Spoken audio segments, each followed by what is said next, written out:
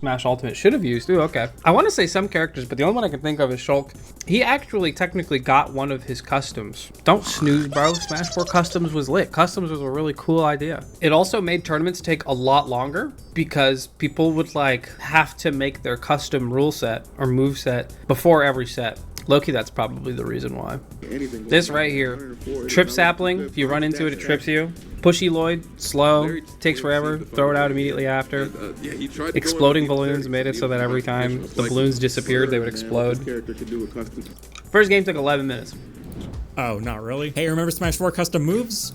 No? Well, that's fine. You probably shouldn't. Sakurai kind of forgot about them. Yeah, character customization was supposed to be one of Smash 4's big new features, and to say that they dropped the ball doesn't quite begin to cover it, but I think of everything, custom moves definitely got it the worst. Some of them were totally trash. Not all custom moves were created equal. And then you saw stuff like, oh, this up special isn't as good for recovery, but it has broken kill power over and over. A lot of stuff that was blatantly out of character. They were legendarily difficult to actually unlock in the first place. Absurdly grinding. Oh, that's the real reason we didn't have customs. They were like impossible to unlock. I forgot about that part. You have to unlock every single individual custom. Poor feature, and the Killing Blow, DLC characters didn't get them. That's insane. Now, with all of that out of the way, there were a few good ones, including some that I was honestly disappointed not to see that's in the make their game way now. into Ultimate. A couple did, but literally only a couple. Almost all of that work was abandoned, which I think is a bit of a shame. So today, let's talk about them. Ganondorf's Wizard's Dropkick. Wizard Dropkick was OP.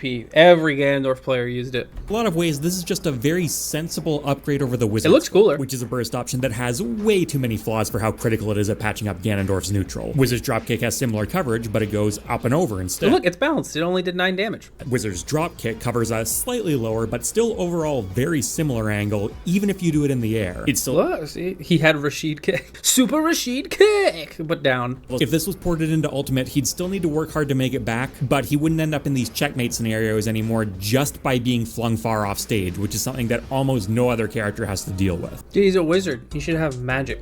And okay, going in a totally different direction for our next one here, Samus's melee charge shot. You want this trash move back? This thing is garbage. They would have to balance it. Imagine charge shot, but it's worse. And it's not a projectile. This is undeniably a lot worse than Samus's charge shot, and you're never gonna pick it. And Samus, as she appears in Ultimate, I don't think you can get rid of her charge shot either. I don't think those kinds of moves are necessarily super healthy, and I'd much rather see Samus get reworked, but total reworks are way outside the scope of this video. But what I would love to see is if this was given to Dark Samus instead. Okay. Now, if I was going into more full character overhauls, I would have Dark Samus be the slower and floatier one, and Samus be the faster and more aggressive one to play more how she does in the 2D titles. But if we look at the Metroid Prime series, where Samus is naturally slowed way down to fit into the first-person perspective, in those games, relatively speaking, Dark Samus is the more aggro, agile character, at least as far as average on-screen appearance goes. And hey, it's still got the missiles to represent that shooter aspect, which, funny enough, were actually one of the very few custom move concepts that were brought over to Ultimate, and by making Dark Samus faster, it could run behind them more effectively and take better advantage of them. I feel like people would still just camp Dark Samus and be very cringe. It would be like Sonic. If you gave him a missile, imagine Sonic with a missile. Oh god. Next up, we have Bowser's Fire Shot. Honestly, I'm down because Zard already has Flame Breath. I'm usually just 10 out of 10 times down to just like change an old character's moves, because bro's had Flame Breath since like the Nintendo 64 days, you know what I mean?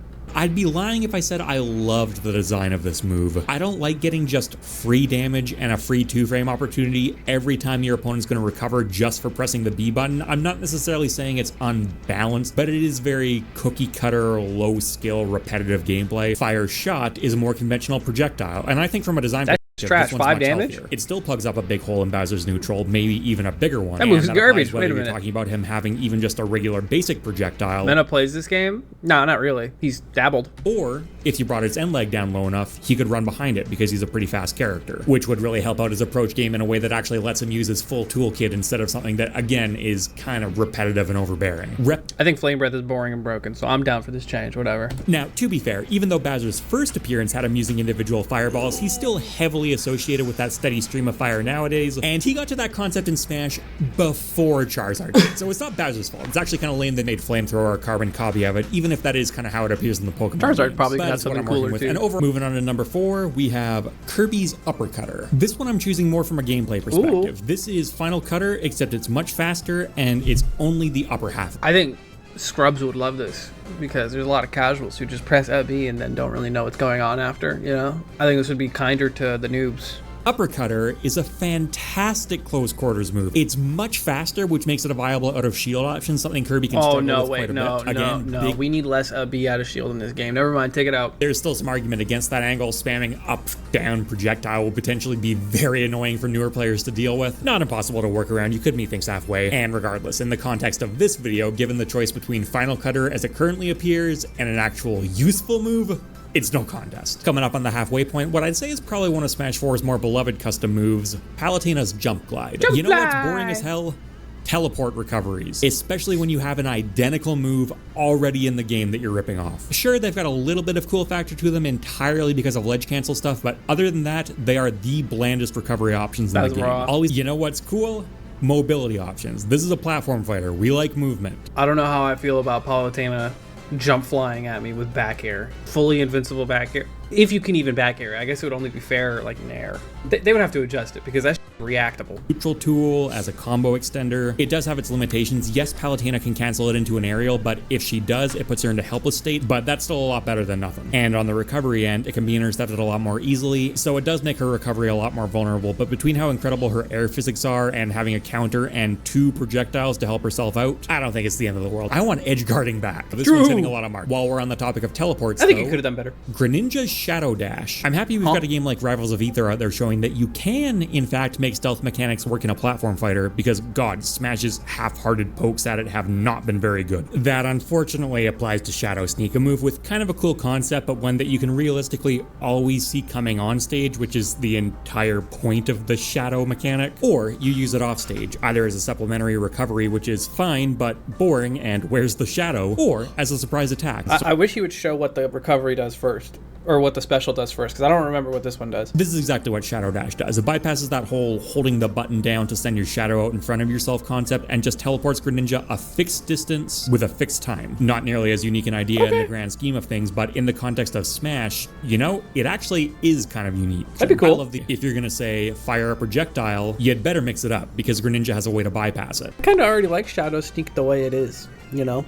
I feel like Shadow Sneak's already kind of cool. And putting it like a fixed distance and making it super weak, I think Shadow Sneak's already one of the cool moves that doesn't need to go. As usual with top 10 lists on the channel, it's not strictly ordered. Now, for the record, Shadow Dash was my 10th choice when I was making it. The reason behind this mostly being that they kind of already gave him this mechanic in Ultimate with the buff that Substitute got. There's a threshold where if Greninja counters an opponent's projectile, the opponent themselves will be frozen in place for a moment. So that whole, I'm gonna shoot you, oh yeah, teleports behind you dynamic is already sort of a thing, but you could honestly make a pretty similar complaint about Shadow Sneak. Sticking with the ninja theme, next up we have Chic with her gravity grenade. Why is she this quick, speedy ninja with a big, slow, clunky explosion just tacked onto her like that? I guess you know what's less clunky though? Gravity grenade. Detonates faster, goes further. And you know one area Chic is unambiguously supposed to excel in? I would like this if the grenade sends you towards Chic.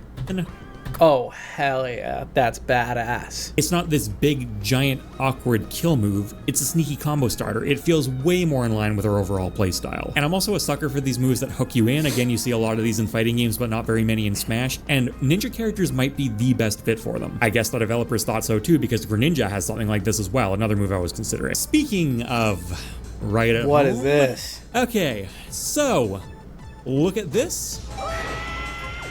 Yeah, he should do that in Smash. Look at this.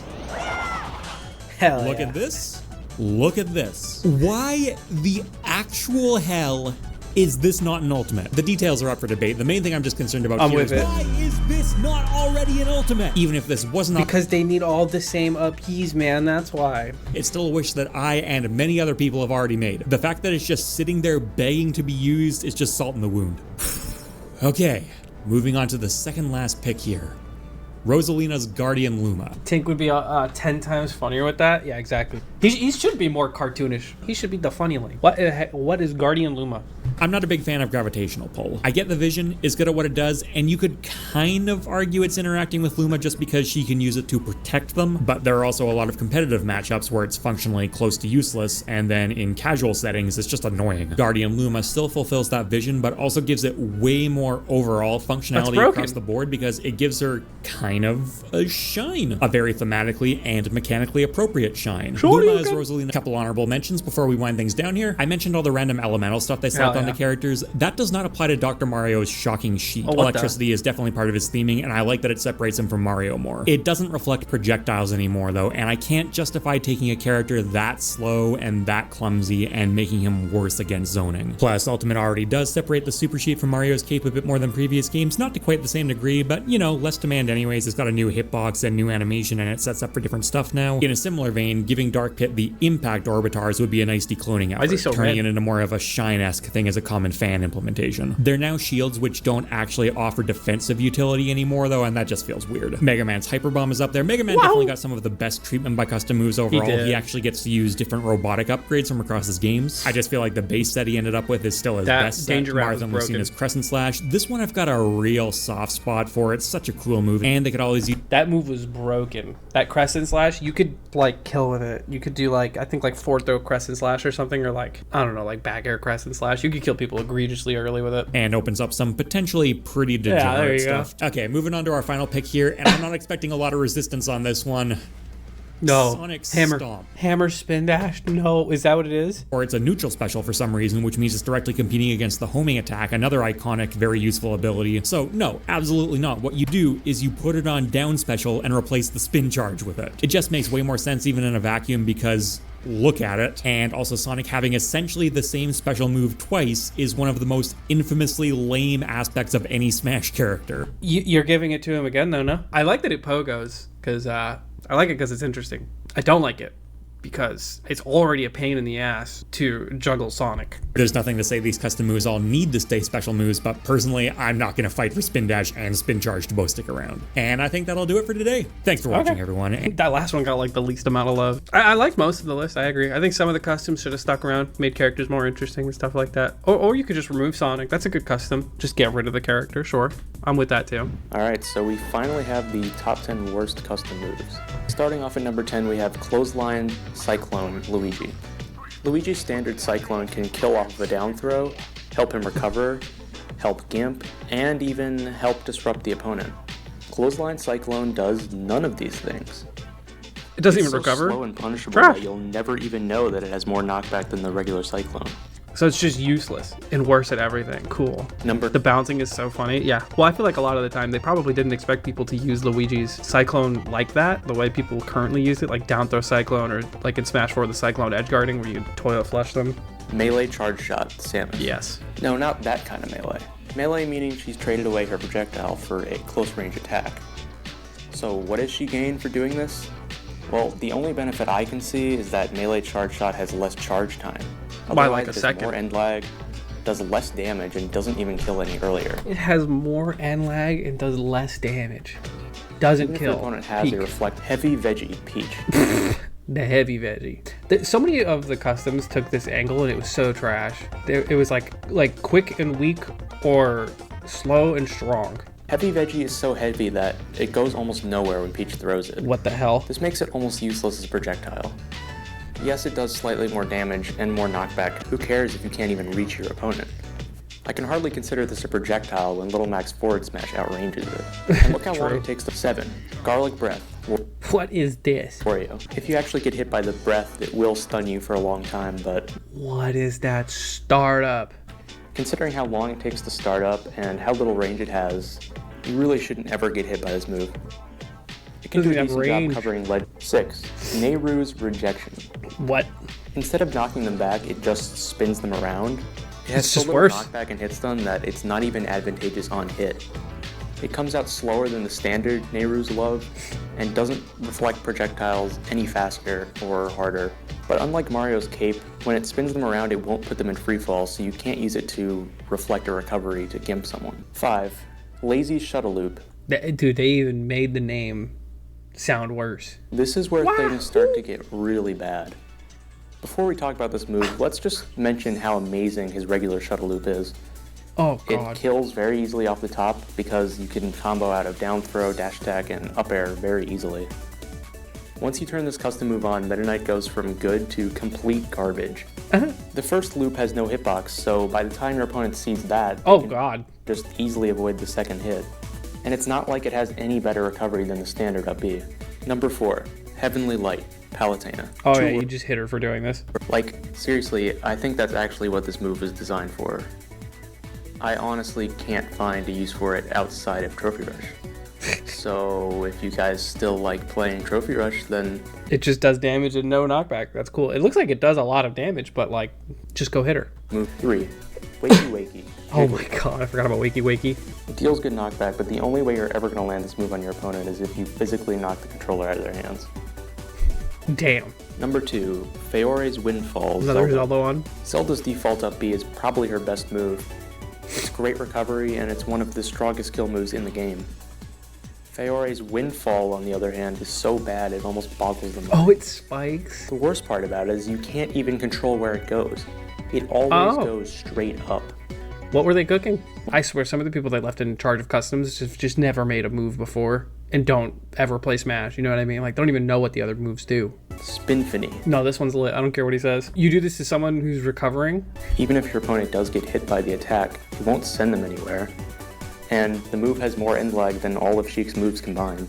If you ever use Spinfini at any point in any match, in any stage, you are guaranteed to get punished. Nah, he just doesn't know how to use it, dude. You gotta use it against a recovering opponent and pray you timed it right. There's some other ones. There's some other custom moves that deserve to be put on the trash bin. Zero Suit had a lot of trash custom moves too. She had Impact Kick. Imagine it was just 2 kicks. The first one and the second one. Except they don't connect. That was Smash 4 customs. Someone would like to see an Ultimate. I want to see Spinfini in Ultimate. That sounds funny. Just spinning people around with her up B. That's just peak, dude. I'm always about trash game design. Thank you for watching. Subscribe to the channel. Like the video. And leave me a little love note in the comments. I'll definitely read it. Bye-bye.